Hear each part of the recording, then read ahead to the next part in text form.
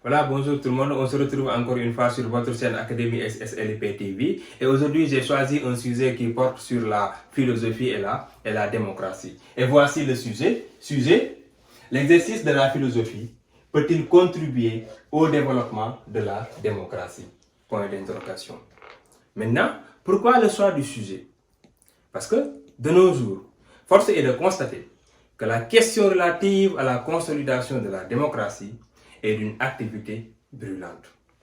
La démocratie est l'un des sujets les plus débattus dans les médias.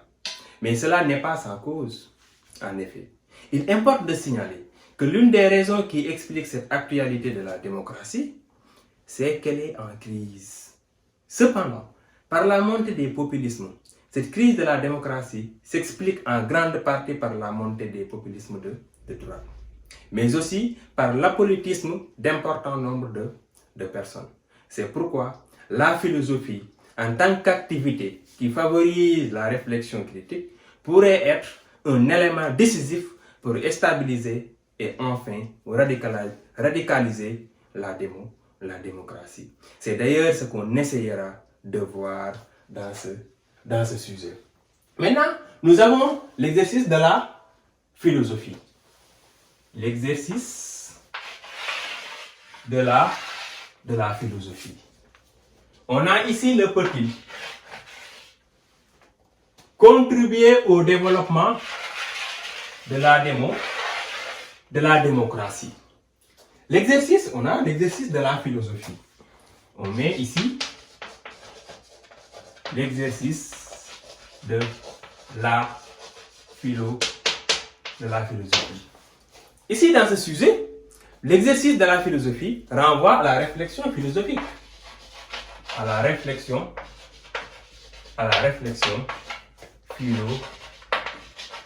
philosophique. N'est-ce pas? Maintenant, on a peut-il. La réflexion philosophique peut-il. On a le groupe de mots peut-il.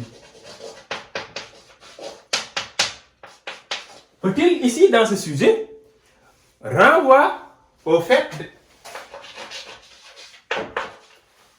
d'être capable, ou plutôt être en mesure, être en mesure. N'est-ce pas? Peut-il contribuer au développement de la démocratie? Contribuer au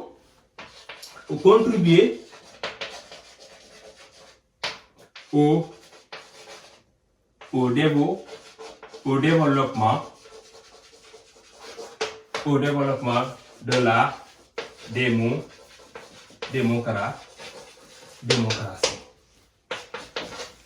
Et cela renvoie à quoi? Contribuer renvoie à participer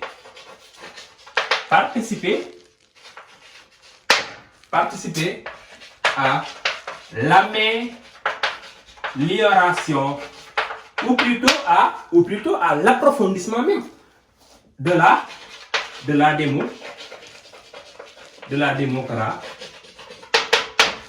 démocratie. Donc, en ce qui concerne l'analyse notionnelle, ici dans ce sujet, l'exercice de la philosophie renvoie à la réflexion philosophique. Peut-il être capable, être en mesure, contribuer au développement de la démocratie, participer à l'amélioration ou à l'approfondissement de la démocratie. Maintenant, ici dans ce sujet, il faut savoir que le sujet s'interroge sur les enjeux de la philosophie dans une société démocratique. Autrement dit, qu'apporte la philosophie à l'approfondissement de la démocratie? Cet apport est-il majeur? Nécessaire. La démocratie ne peut-elle pas se passer de la philosophie? Donc, toutes ces questions-là, en fait, fera l'objet de notre problématique. Et c'est cette problématique qui fera l'objet aujourd'hui de cette vidéo. Maintenant, ce qu'il faut comprendre en fait pour la thèse de ce sujet, c'est en fait même le présupposé du sujet. Ici, c'est un sujet dialectique un sujet sous forme d'une interrogation. Et pour la thèse, il faudra prendre l'affirmation du sujet et c'est ce qu'il faut défendre dans la thèse du sujet. Et le présupposé du sujet, c'est de dire que pour la thèse, l'exercice de la philosophie peut contribuer au développement de la démocratie. Ou plutôt, la philosophie peut participer à l'amélioration ou à l'approfondissement même de la démocratie. Donc, c'est ce qu'il faut en fait montrer dans la thèse de ce sujet. N'est-ce pas? Maintenant, on pourrait en fait dire ceci. La philosophie, comme un élément indispensable dans la consolidation de la démocratie. Pourquoi? Parce que la philosophie, en tant que réflexion critique, joue un rôle très important dans un régime tel que la démocratie. Car elle permet au peuple de développer un esprit critique, de comprendre les enjeux du vote, de défendre leurs intérêts et enfin de prendre position, c'est-à-dire de choisir librement leur candidat de choix. D'ailleurs, cet aspect critique de la philosophie est une partie intégrante de la démocratie en tant que gouvernement du peuple, par le peuple et pour le peuple. C'est un régime politique essentiellement fondé sur le débat, le désaccord, fondé aussi sur des oppositions entre les différents partis politiques dans un même État. Dans un même État. On pourrait même dire que dans un État démocratique, les partis politiques ne sont d'accord que sur leur désaccord. Cela en est d'autant plus vrai que Chantal Mouffe, la philosophe belge, dans son ouvrage intitulé L'illusion du consensus, montre que le propre de la démocratie, c'est de faire émerger des antagonismes, le désaccord, les conflits d'intérêts, la liberté d'expression, pour ne citer que cela. Cependant, nous dit-elle, cette opposition ne doit pas être prise sous l'angle d'une guerre entre amis et ennemis, mais comme de simples adversaires politiques.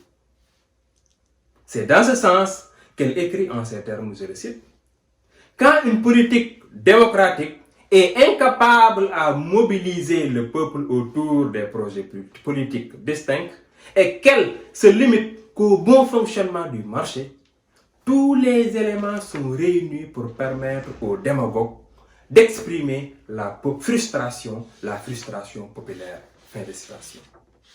C'est dire que dans un État démocratique, pour qu'il y ait de la stabilité politique, il faut donner à toutes les couches de la société la possibilité de s'exprimer librement, de montrer leur désaccord, de donner leur point de vue, au point que tous les membres de la société puissent participer à la prise de décision. D'où l'importance de l'esprit critique, c'est-à-dire l'activité philosophique. La philosophie comme subversion a aussi pour utilité en démocratie la dénonciation des abus. Elle inculque la culture de la délibération sur tous les sujets de société. Rappelons que la démocratie est le gouvernement où c'est tout le peuple ou sa majorité qui exerce le pouvoir. La démocratie se caractérise par deux principes fondamentaux. La séparation ou la distribution des pouvoirs entre l'exécutif, le législatif et le judiciaire, sans oublier aussi l'équilibre des pouvoirs entre l'exécutif et le législatif.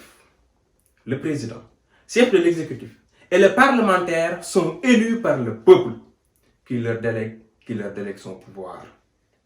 La démocratie en tant que système politique, fondé sur la popularité et le vote, comporte le risque de la manipulation.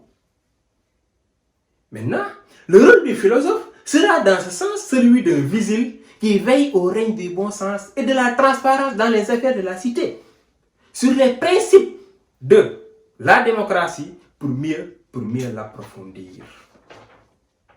Nicolas Condorcet, mathématicien, philosophe, homme politique et éditeur français, représentant des Lumières, a dit dans ce sens qu'une société qui n'est pas éclairée par des philosophes est abusée par des charlatans.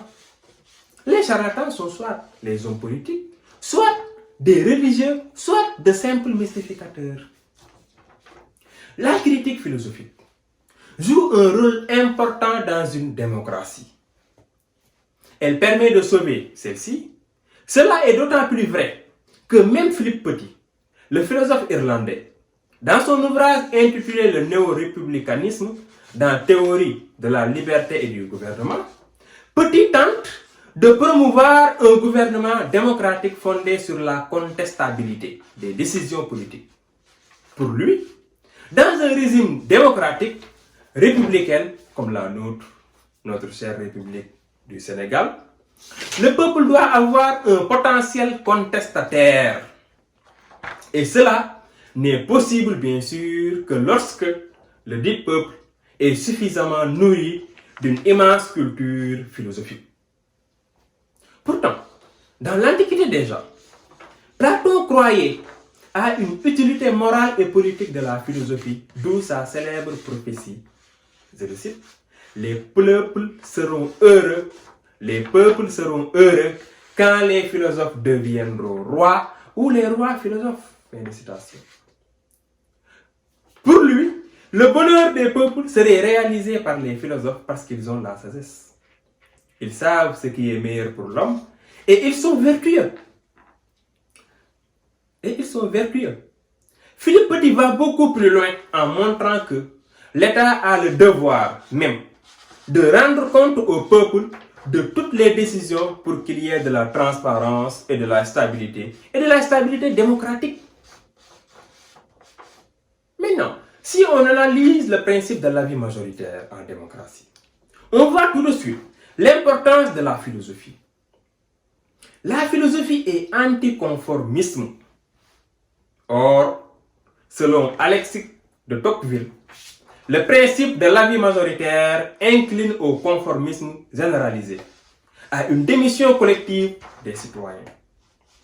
Une telle démission renforce le pouvoir de l'État et il se met en place la tyrannie de l'avis majoritaire. Le philosophe doit donc, dans un tel espace, incarner le rôle d'aiguillonneur des consciences pour les faire sortir de leur état de torpeur. L'approfondissement de la démocratie dépend toujours de la qualité des citoyens. Sous ce rapport, l'exercice de la philosophie est formateur de la citoyenneté car il approfondit la réflexion, cultive la tolérance et élève l'homme à ce que le philosophe allemand Jürgen Habermas appelle l'éthique de la communication. L'éthique de la communication suggère que chaque homme, parce qu'il est rationnel et capable de contribuer à la recherche de la vérité et du consensus, cette éthique de la communication aboutit à une société ouverte où la vitalité du débat est le principal gage de la paix et de la sécurité. Rousseau a dit, s'il y avait un peuple de Dieu, il se gouvernerait démocratiquement. Un gouvernement si parfait ne convient pas à des hommes. Fin de citation. Ces propos suggèrent que la démocratie est humainement irréalisable car elle comporte toujours des insuffisances. La réflexion des philosophes pourrait donc contribuer à la parfaire. Mais, antithèse, la nature de la philosophie ne réduit-elle pas sa portée dans l'approfondissement de la démocratie? L'exercice de l'esprit critique n'est plus le monopole de la philosophie. La presse est au cœur du dispositif démocratique. Elle informe, elle éveille les consciences, elle alerte et fait des investigations que la philosophie ne saurait faire. Il faut rappeler d'ailleurs que la place marginale qu'occupe la philosophie a tellement une mauvaise presse qu'elle fait l'objet de railleries et de colubés auprès du public. C'est dire que ces critiques et ces mises au point laissent indifférent le public. Et les acteurs politiques se contentent de la maîtriser. La démocratie athénienne a été un modèle de vitalité du débat, mais ça ne l'a pas empêché de condamner à mort Socrate après l'avoir traité de déviant. Il y a d'ailleurs des risques de voir la philosophie et la culture de la délibération qu'elle inspire dénaturer l'essence du débat démocratique. Car les idées spéculatives pourraient bien détourner les citoyens des tâches politiques traditionnelles. Autrement dit, comme le dit Lénine, l'arme de la critique ne devrait pas faire oublier que parfois, la critique des armes est nécessaire pour faire avancer les choses. C'est la conception de Lénine. Il nous dit que l'arme de la critique ne devrait pas faire oublier que parfois, la critique des armes est nécessaire pour faire avancer les choses. Il est fort probable que les critiques philosophiques finissent par scinder la démocratie en deux, celle des élites et celle des masses. Une telle situation pourrait dénaturer la démocratie en la réduisant à une opposition d'idées philosophiques alors qu'elle devrait être un espace de confrontation d'idées politiques. Voilà donc, c'est ce qu'il faut en fait retenir. Ce sont en fait les idées ou bien les arguments que vous pouvez en fait regrouper pour mieux réfléchir sur ce sujet. C'est très important. Voilà donc, c'était l'objet de notre réflexion pour aujourd'hui. Et prochainement, on va essayer de voir est-ce que le peuple a tous les droits. On va essayer de voir cela parce que c'est un sujet d'actualité. On est en train de vivre l'ère du Covid-19. On a vu dans cette ère du Covid-19 qu'il y a eu en fait le confinement, le couvre-feu, l'état d'urgence. Donc, on a vu pas mal de personnes se manifester pour la levée en fait du couvre-feu ou plutôt en fait de l'état d'urgence. Donc, on va se poser en fait cette question: est-ce que le peuple a tous les droits? C'est un sujet très pertinent et un sujet d'actualité. Le peuple a-t-il tous les droits? Je vous laisse avec cette réflexion. Vous allez réfléchir sur ce sujet et très prochainement, je vais revenir avec d'autres sujets. Et avant ça, on va corriger ce sujet que je viens tout de suite de vous donner.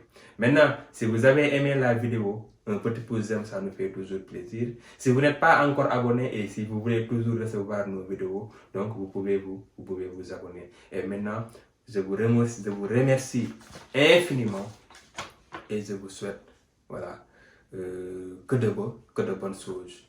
Donc, on se donne rendez-vous à très prochainement. Merci beaucoup.